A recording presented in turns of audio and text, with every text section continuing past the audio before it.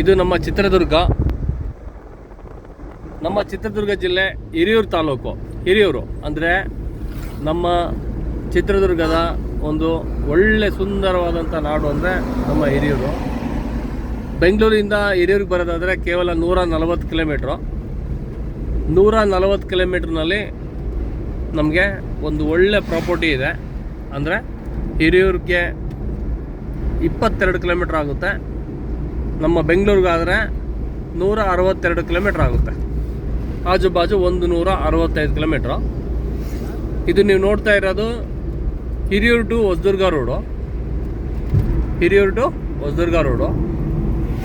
ನಾವು ಏನು national highway ಬರುತ್ತೋ ಚಿತ್ರದುರ್ಗ ಟು ಬೆಂಗಳೂರು ಟು ಪುಣೆ, ಆ ನ್ಯಾಷನಲ್ ಹೈವೇಯಿಂದ ಕೇವಲ 22 ಕಿಲೋಮೀಟ್ರ್ ನಾವು ಒಳಗಡೆ ಬಂದರೆ ಈ ಥರ ನಾವು ಹೈವೇಯಲ್ಲಿ ನಾವು ಒಳಗಡೆ ಬರ್ತೀವಿ. ಬಂದಮೇಲೆ ನಮಗೆ ಒಂದು ಒಳ್ಳೆ ಪ್ರಾಪರ್ಟಿ ಇದೆ. ಪ್ರಾಪರ್ಟಿ ಬಂದ್ಬಿಟ್ಟು ನಮಗೆ ಕೇವಲ 22 ಕಿಲೋಮೀಟ್ರ್ ಹಿರಿಯೂರಿಂದ. ಆ ಪ್ರಾಪರ್ಟಿಯಲ್ಲಿ ನಾವು ಏನೆಲ್ಲ ನೋಡ್ಬೋದು ಅಂತಂದರೆ, ಒಳ್ಳೆ ಒಂದು ಖಾಲಿ ಲ್ಯಾಂಡು, ಎಂಟಿ ಲ್ಯಾಂಡು ಏನು ಹೇಳ್ತೀವೋ ಅದು ಇದೆ. 20 ಎಕರೆ ಜಮೀನು. ರೆಡ್ ಸಾಯಿಲ್ ಅಂದರೆ ಮಣ್ಣಿನ ವಿಷಯಕ್ಕೆ ಬಂದರೆ ತುಂಬ ಚೆನ್ನಾಗಿದೆ. ಒಳ್ಳೆ ತೋಟ ಮಾಡಬೇಕು, ಒಳ್ಳೆ ಪ್ಲ್ಯಾನಿಂಗಲ್ಲಿ ಮಾಡಬೇಕು ಅನ್ನೋರಿಗೆ ಇಂಥ ಖಾಲಿ ಲ್ಯಾಂಡ್ ತಗೊಂಡು ಅದನ್ನು ಡೆವಲಪ್ಮೆಂಟ್ ಮಾಡಬೇಕು. ಅದನ್ನು ಡೆವಲಪ್ಮೆಂಟ್ ಮಾಡಿದ ಮೇಲೆ ನಮಗೆ ತುಂಬ ಒಳ್ಳೆ ಒಂದು ಇನ್ಕಮ್ ಸೋರ್ಸ್ ಸ್ಟಾರ್ಟ್ ಆಗುತ್ತೆ. ನಮಗೆ ಹಿರಿಯೂರಿಂದ ಬರ್ತಾ ನಮಗೆ ಒಂದು ಹಿರಿಯೂರಿನ ಎದೆಯ ಭಾಗ ಅಂತ ಅನ್ನಿಸ್ಕೊಳ್ಳೋ ಅಂಥ ಒಂದು ಡ್ಯಾಮ್ ಇದೆ. ಅದೇ ನಮ್ಮ ವಾಣಿ ವಿಲಾಸ ಡ್ಯಾಮ್. ಕಾಣ್ತಿದೆ ನೋಡಿ, ಅದೇನು ಪರ್ವತಗಳು ನಿಮಗೆ ಕಾಣಿಸ್ತಾ ಇದೋ ಚಿಕ್ಕದಾಗಿ, ಇದೇ ನಮ್ಮ ವಾಣಿ ವಿಲಾಸ ಸಾಗರದ ಡ್ಯಾಮ್ ಬರುತ್ತೆ. ಡ್ಯಾಮ್ನು ಸಹ ನಾನು ನೀಟಾಗಿ ತೋರಿಸ್ತೀನಿ. ಯಾಕೆಂದರೆ ಸುಮಾರು ವರ್ಷಗಳಿಂದ, ಅಂದರೆ ಸುಮಾರು ಒಂದು 2 ಶತಮಾನಗಳಿಂದನೂ ಇದು ನಮಗೆ ಕಾಣೋದಕ್ಕೆ ನೋಡ್ಬೋದು. ಇಲ್ಲಿ ನೀರಿಗೆ ಯಾವುದೇ ಥರ ಸಮಸ್ಯೆ ಇಲ್ಲ. ಒಳ್ಳೆ ಡ್ಯಾಮು. ನಮಗೆ ಜಮೀನಿಗೂ ಡ್ಯಾಮ್ಗೂ ಕೇವಲ ಒಂದು 12 ಕಿಲೋಮೀಟ್ರ್ ಡಿಸ್ಟೆನ್ಸ್ ಇರೋದ್ರಿಂದ ಯಾವಾಗಲೂ ನೀರಿಗೆ ಬರ ಅನ್ನೋದು ಇರೋಲ್ಲ. ಮೇಲ್ಗಡೆ ಭದ್ರಾವತಿ, ಶಿವಮೊಗ್ಗ, ತರೀಕೆರೆ ಇದೆಲ್ಲ ಮಳೆ ಆದಂಥ ನೀರು ಸಂಗ್ರಹಣೆ ಆಗೋದೇ ನಮ್ಮ ವೇದಾವತಿ ಡ್ಯಾಮ್ನಲ್ಲಿ. ಈ ಥರ ನೀರು ಬಂದುಬಿಟ್ಟು ಶೇಖರಣೆ ಆಗಿ ಇಲ್ಲಿಂದ ಎಲ್ಲ ಕುಡಿಯೋದಕ್ಕೆ ಇಡೀ ನಮ್ಮ ಚಿತ್ರದುರ್ಗ ಜಿಲ್ಲೆಗೆ ಕುಡಿಯೋ ನೀರಿಗೆ ಸಪ್ಲೈ ಆಗ್ತದೆ ಇಲ್ಲಿಂದ. ಅಂದರೆ ಸ್ವೀಟ್ ವಾಟ್ರು. ಇಲ್ಲಿ ನೀರಿನ ವಿಷಯಕ್ಕೆ ಬಂದರೆ ತುಂಬ ಸಿಹಿ ನೀರು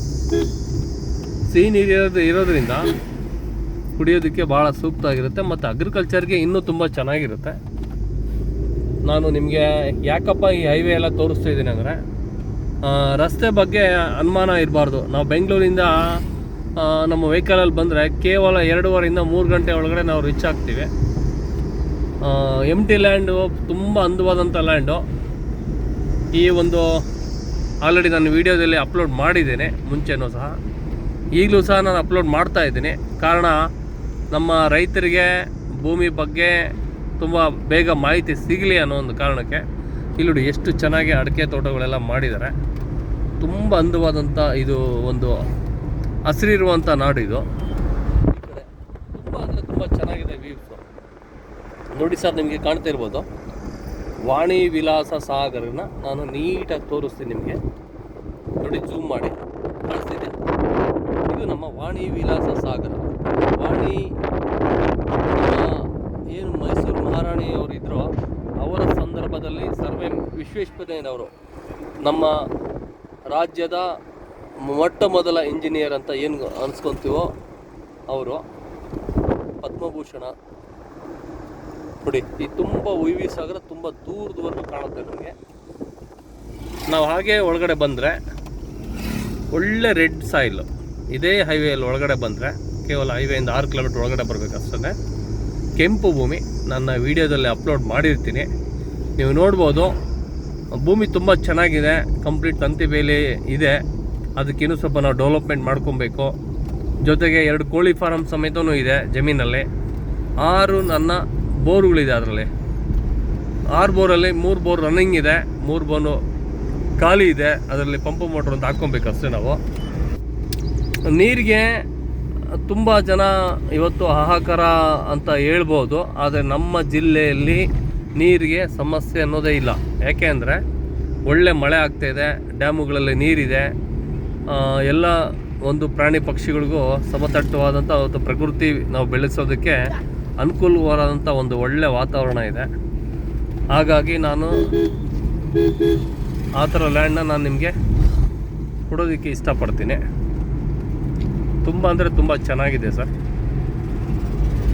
ನೋಡಿ, ಇದು ಹೈವೇ, ಆ ಸೈಡಲ್ಲಿ ನಾವು ಸೀದಾ ಹಿರಿಯೂರಿಗೆ ಹೋಗ್ತೀವಿ. ಇದು ಹಿರಿಯೂರಿಂದ ನಮ್ಮ ಹೊಸದುರ್ಗಕ್ಕೆ ಬರುವಂಥ ರಸ್ತೆ. ಇದು ರಸ್ತೆ ಬಗ್ಗೆ ಅಥವಾ ನಮ್ಮ ಇಲ್ಲಿರೋ ಅಂಥ ತೋಟಗಳ ಬಗ್ಗೆ ನೋಡಿ, ಸಾಗರ ಮತ್ತೆ ಕಾಣ್ತಾ ಇದೆ, ವಿ ಸಾಗರ ಕಾಣಿಸ್ತಿದೆ ನಿಮಗೆ ತುಂಬ ದೂರದವರೆಗೂ.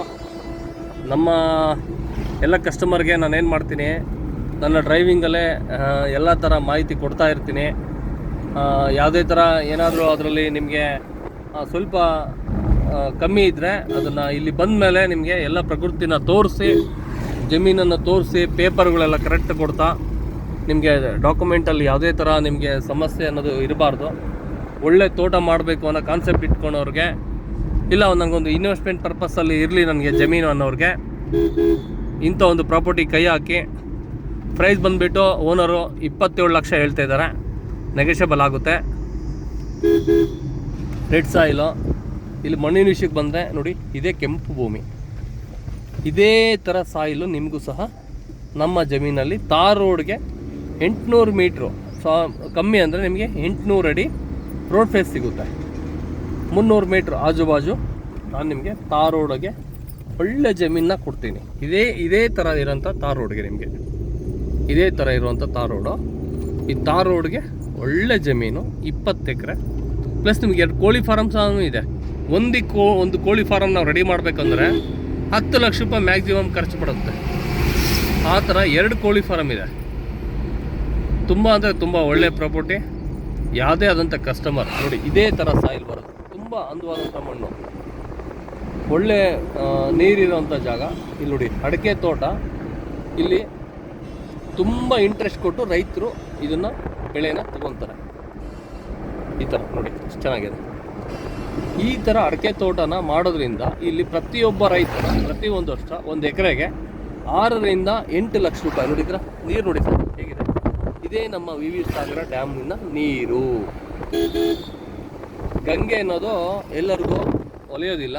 ಇಂಥರ ಒಳ್ಳೆ ವ್ಯೂಸ್ ಇರುವಂಥ ಪ್ರದೇಶದಲ್ಲಿ ನಾವು ಜಮೀನನ್ನು ಪಡಿತೀವಿ ಅಂದರೆ ಈ ಒಂದು ಜಮೀನನ್ನ ನೀವು ಯಾವುದೇ ಥರ ಸಂಶಯ ಇಲ್ದಲೆ ನೀವು ಇನ್ವೆಸ್ಟ್ಮೆಂಟ್ ಮಾಡ್ಬೋದು ಸರ್.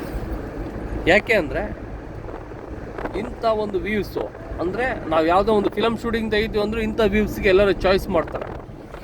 ಇದೇ ಒಂದು ಫಿಲಮ್ ಶೂಟಿಂಗ್ ಇಲ್ಲಿ ನಮ್ಮ ಸ್ಪರ್ಶ ಫಿಲಮ್ಮು ಏನು ಶೂಟಿಂಗ್ ಆಗಿತ್ತೋ ಇದೇ ಜಾಗದಲ್ಲಿ ಶೂಟಿಂಗ್ ಆಗಿತ್ತು.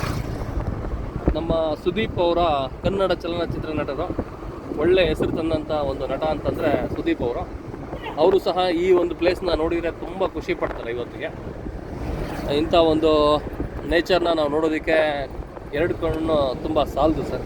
ನಿಜವಾಗ್ಲೂ ಹೇಳ್ಬೇಕಂದ್ರೆ ನೀವು ಯಾವುದೇ ಒಂದು ಕ್ಷೇತ್ರಕ್ಕೆ ಹೋದರೆ ಫಸ್ಟ್ ಅಲ್ಲಿರೋಂಥ ಕ್ಲೈಮೇಟ್ನ ಇಷ್ಟಪಡ್ತೀರಾ. ಕ್ಲೈಮೇಟ್ ನೋಡಿ, ಆಮೇಲೆ ಭೂಮಿ ಫಲವತ್ತತೆ ನೋಡಿ, ಆಮೇಲೆ ಅಲ್ಲಿರುವಂಥ ಬೆಲೆಗಳು ನೋಡಿ ಇನ್ವೆಸ್ಟ್ಮೆಂಟ್ ಮಾಡಿದ್ರೆ ಯಾವುದೇ ಥರ ಸಮಸ್ಯೆ ಇಲ್ಲ. ನಿಮಗೆ ಎಲ್ಲ ಥರ ಮಾಹಿತಿ ಕೊಟ್ಟಿದ್ದೀನಿ ಅಂತ ತಿಳ್ಕೊತೀನಿ. ಹೆಚ್ಚಿನ ಮಾಹಿತಿಗೆ ನನ್ನ ನಂಬರ್ಗೆ ಕಾಂಟ್ಯಾಕ್ಟ್ ಮಾಡಿ ಬಂದು ನೀವು ಪ್ರಾಪರ್ಟಿ ನೋಡಿ, ನಿಮ್ಗೆ ಇಷ್ಟ ಆದರೆ ವ್ಯವಹಾರ ಮಾಡಿ.